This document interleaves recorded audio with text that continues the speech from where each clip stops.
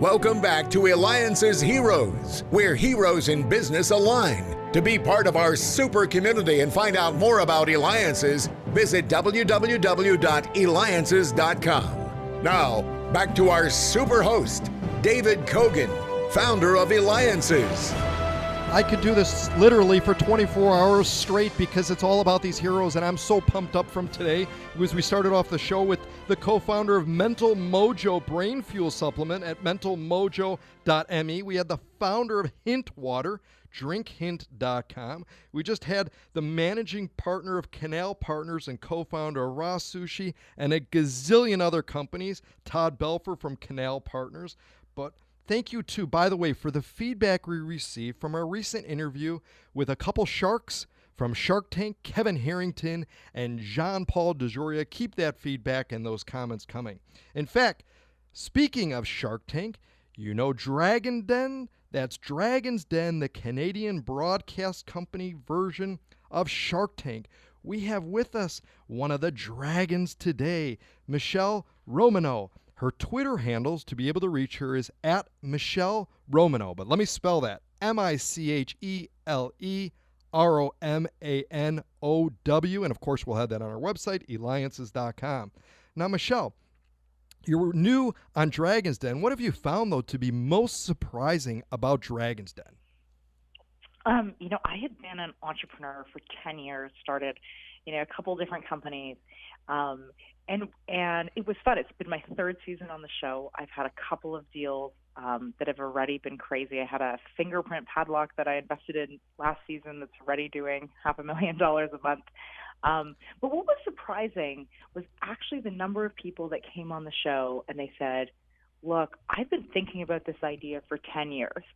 And I was like, well, but the whole world has changed in 10 years. Like, how have you not acted on that idea? And I think that, it really leads into my advice for entrepreneurs, which is you got to start, working on your business today. And there's never a good time, and it never feels like you got the perfect idea. But if you don't start now, kind of the world passes you by, and you're there 10 years later saying, I've been thinking about this, and then someone else did it. And Michele, what's one of the first things, though, that they should do? Again, you've been very successful. You started a number of companies, and that's incredible advice. But maybe what's the first tiny baby step? Because we have so many people listening now that want to know. Yeah. There's no perfect way to start. I think the best thing is to get something that's really an early prototype, whether that's an early website or an early sample of your product, and then really test to see if the market wants what you've just built. And so, in software, that means going out to a client right away and saying, look, we built this, or we're kind of thinking about building this. Is this something you're interested in, and am I building the right thing? And then with products, I think people underestimate how much the world changed in the way we can test things. And so now I encourage all product companies to run a crowdfunding campaign before they put any money into producing inventory. Like, you can get together with your friends, spend a couple of $1,000s, make a Kickstarter video, and then see if anyone actually wants the product, because people have to put down their credit card and pre-order, and they're, not sure if it's going to come, but that really gives you a very good gauge. And so I think those are always, that kind of those first steps. So easier or harder now to start a company? Oh, than in other times in history? Yes. Or from when you started your first company? Oh, yeah. I mean, right now, especially in technology. So I think when we look at the grand scheme of things, it's so much easier to start a company today than ever before because technology allows you to scale, unlike anything we've ever seen, right? WhatsApp was a business with 22 engineers that it was a product that 1 billion people used a day. That scale, I mean, you think about building a company like Coca-Cola where you had to go, state by state, city by city, country by country. It was much more work. And then even compared to 10 years ago, there's far more entrepreneurial resources today. There's far more early stage money in incubators. And there's a lot of the tools that have been automated. Like, even think about starting an e-commerce company 10 years ago. When we started Vitopia, we had to build a website from scratch that sold things. And today, I mean, you can easily use one of the hundreds of different platforms to get started right away. And again, we're talking with Michele Romanow, who can be reached at Twitter at Michele Romanow and add a W at the end of her name. She is on the 3rd season of Dragon's Den. She is the dragon from Dragon's Den. She's a serial entrepreneur and engineer who started 3 companies before reaching the age of 31 years old. I mean, how many times does it take an entrepreneur, would you say, to try before they become successful? I mean, and what is successful of an entrepreneur? How do you measure it? Everyone has a different version of success, and I think it's fun when you meet, entrepreneurs that have a great lifestyle business that they do what they love every single day, and it's also really fun to build a company that scales globally. And so those are really personal in terms of what is, your definition of success as an entrepreneur. You're listening to Eliances Heroes with me, David Kogan. Be a hero. Go to the only place where entrepreneurs truly align. Be part of the community, Eliances.com. That's Eliances.com. And we're speaking with Michele Romanow, who can be reached at Twitter account at Michele Romanow and add a W at the end. In fact, Michele, you're the co-founder of BuyUtopia.ca, Snap by Groupon, an e-commerce platform which has saved millions of users, hundreds of millions of dollars. And you continue to create.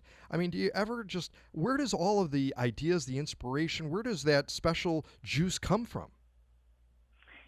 I think it's surrounding yourself with a group of people that is constantly brainstorming. I mean, I started, the reason I was able to start all these companies before I was 30 is because I started right at undergrad, and I found, 2 colleagues, and a guy named Anatoly and Ryan, and we would spend hundreds of hours, brainstorming what's the next $1 million idea, and have never been afraid to see the areas in the world that, need innovation and how to build a company there. And so I think it's come from years of that. It's come from years of that, and it's come from an enormous amount of curiosity. Like, it doesn't matter who you are, who I'm sitting next to on a plane. I want to know, what they do and the industry they're in and what needs to be changed or fixed. And ultimately, those questions and that curiosity leads to a lot of ideas. Now, being a dragon on Dragon's Den, again, you get all of these pitches all the times, every single show. I mean, you're getting a ton of pitches. And how do you know, though? At what point do you say, you know what, I'm in? And when you're in, so it's a 2-point question, really, because our listeners want to know this, is at what point do you know? Do you know instantly when someone's coming on stage? Do you listen to the entire part? And then the second thing is there ever any hesitation going, I'm not sure? Or are you always 100% sure once you say you're in? Yeah, it's a good question. And so it's different every time. Sometimes people come and they start and you're like, oh, this is going to be really good. And you get excited. And then sometimes, they say they have no sales and you're like, I can't do that. And then sometimes, people are really nervous. They start off a little rough and then you figure out they have a great business. And so it's hard to get up on time of the pitch, but I think ultimately what you're looking for is entrepreneurs change and pivot their ideas. And even though, on Dragon's Den and on Shark Tank, it seems like it's a lot about the pitch and the current ideas, ultimately, as an angel investor, you're backing the entrepreneur.